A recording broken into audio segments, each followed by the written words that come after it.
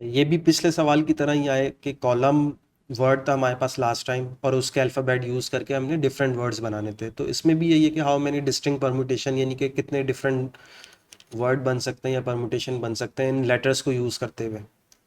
तो लेटर्स हमारे पास कितने हैं, 1 2 3 4 5 6 7 8।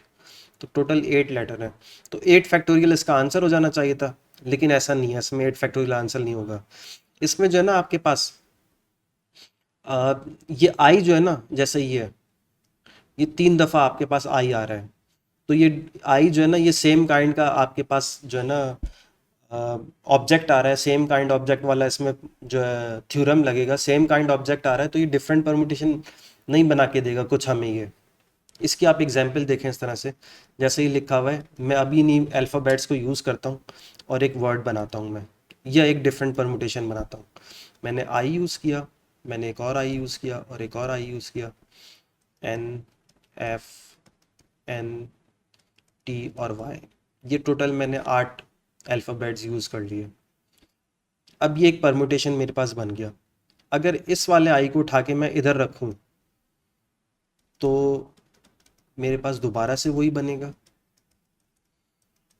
यानी कि जब आपके पास अल्फ़ाबेट सेम आ जाते हैं ना, तो आपको कुछ परम्यूटेशन डिफरेंट नहीं मिल रही होती, तो उस पे फिर आपने सेम काइंड वाला जो है ना थ्योरम अप्लाई करना होता है।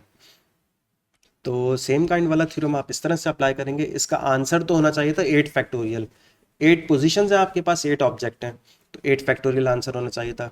लेकिन अब क्योंकि इसमें आई जो है वो 3 दफ़ा आपके पास सेम आ रहा है, तो आपने 3 फैक्टोरियल से इसको डिवाइड कराना है।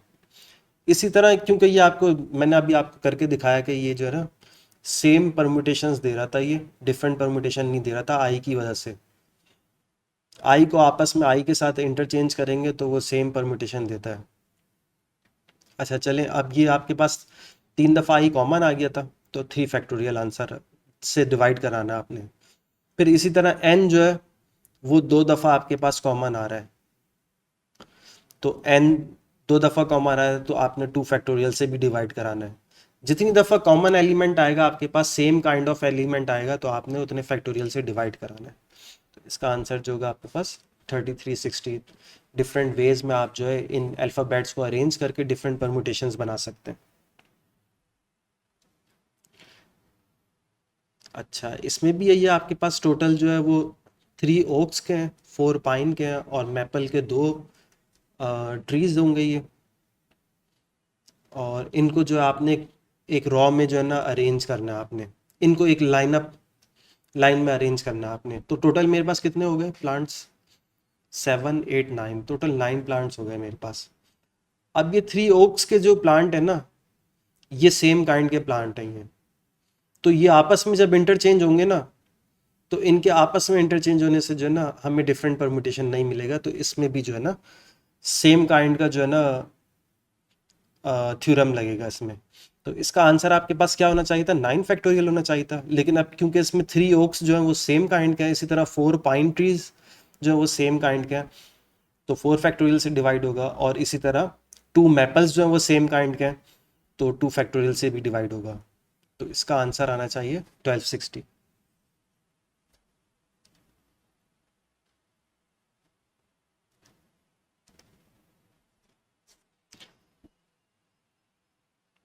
अच्छा, अब जैसे हमने स्टार्टिंग में एक सिलेक्शन का क्वेश्चन किया था, तो ये दोबारा से एक सिलेक्शन का क्वेश्चन आ गया। अब इसमें जो है ना सिलेक्शन करने के बाद जो है ना उनको कोई डेजिग्नेशन नहीं दी जा रही, उनको कोई पोजीशन नहीं दी जा रही। तो इसका मतलब है इसमें कॉम्बिनेशन मिलेगा, लगेगा। देखिए, सिलेक्शन आपने पर्सन 1 की करनी है, पर्सन 2 की करनी है, पर्सन 3 की करनी है। इनको जब तक आप पोजीशन नहीं दे रहे ना, तब तक तो ये इस पे कॉम्बिनेशन लेगा। लेकिन आप इन 3 को सेलेक्ट करके आप इनको पोजीशन देना शुरू कर दें, तो फिर परमुटेशन लेगा। अब देखें, फॉर एग्जांपल आप इसको फर्स्ट पोजीशन दे रहे हैं या मैनेजर की कोई पोस्ट दे रहे हैं इनको जॉब के लिए, इसको आप जो सेकंड पोजीशन दे रहे हैं इसको थर्ड पोजीशन दे रहे हैं, तो ये हर कोई यही चाहेगा कि इसके पास फर्स्ट पोजीशन आए। तो पोजीशन चेंज करने से फ़र्क पड़ेगा। लेकिन अगर आप इनको सेम डेजिग्नेशन पे अपॉइंट कर रहे हैं, पर्सन 1 को, पर्सन 2 को, पर्सन 3 को, तो ये 3 पर्सन अगर आपके पास सेलेक्ट हो रहे हैं, तो पहला नाम P1 लिखा हुआ है, दूसरे पे पर्सन 2 होगा, तीसरे पे पर्सन 3 होगा, तो इससे कोई फर्क नहीं पड़ता। इन तीनों को सेम डेजिग्नेशन मिली है, इनके नाम ऊपर नीचे लिखने से कोई फर्क नहीं पड़ता। तो ये इस सूरत में जो है ना आप कॉम्बिनेशन यूज करते हैं। तो अब इसको देख लेते हैं कि हमने जो है 8 में से 3 कैंडिडेट सेलेक्ट करना है। अब उनको सेलेक्ट करके जो है ना बस उनको अपॉइंट कर लेना, उनको कोई डेजिग्नेशन नहीं देनी। तो जब भी आप सेलेक्ट करेंगे, सिलेक्शन करेंगे, तो आपने कॉम्बिनेशन अप्लाई करना है।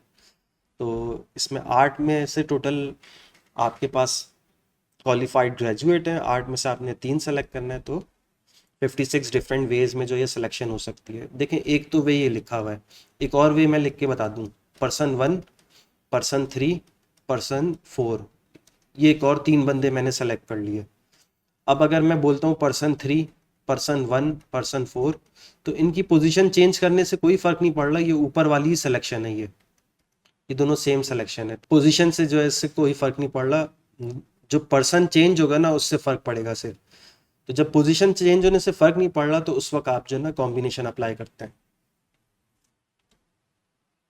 अच्छा, अभी ये लास्ट सवाल देख लें। लास्ट सवाल थोड़ा सा आपको जो है इसमें मसला होगा कि 60 स्टूडेंट्स हैं और टोटल आपके पास डेज कितने होते हैं, 365 डेज होते हैं। तो इन 60 स्टूडेंट्स की बर्थडे इस तरह से आए कि किसी भी 2 स्टूडेंट की बर्थडे एक दिन में ना आए। यानी कि अगर आपके पास 60 स्टूडेंट हैं तो पहले स्टूडेंट की 1 जनवरी होनी चाहिए, दूसरे स्टूडेंट की 2 जनवरी होनी चाहिए। इस तरह सबकी अलग अलग बर्थडे होनी चाहिए। 1 जन हो गई, फिर 2 जन हो गई, फिर 3 जन हो गई, स्टूडेंट 2 की, 3 की, 4 की। तो इस तरह सबकी जो है ना अलग अलग डेट ऑफ बर्थ होनी चाहिए। अब देखें, इसमें जो है इसको आपको लगेगा ये कि टोटल नंबर ऑफ पीपल जो है वो तो ये हैं, लेकिन ये इस वक्त जो है ना जब आप परमुटेशन कर रहे होंगे ना तो ये आपके पास पोजीशन में काउंट हो रहे होंगे। आपने इसको थोड़ा सा उल्टा करना है। इसको इस तरह से करना है कि आपके पास स्टूडेंट 1 जो है, इसको जो है 365 डेज में से किसी भी एक दिन जो है वो इसकी बर्थडे होगी। तो 365 डेज में से 365 डेज का ऑप्शन है, तो 365 डेज में से कोई भी सभी एक दिन इसकी बर्थडे होगी। अब क्योंकि इसकी बर्थडे जिस दिन होगी ना तो उस दिन किसी और स्टूडेंट की नहीं होगी, तो स्टूडेंट 2 की लिए जो आपके पास चॉइस होगी ना बर्थडे की, वो होगी आपके पास 364 डेज। क्योंकि एक दिन जो है ना वो स्टूडेंट 1 के पास चला गया, तो स्टूडेंट 1 के पास जब वो चला गया तो वही दिन जो है ना सेम डे स्टूडेंट 2 की बर्थडे नहीं हो सकती, ये इसने सवाल में फिक्स करा हुआ है।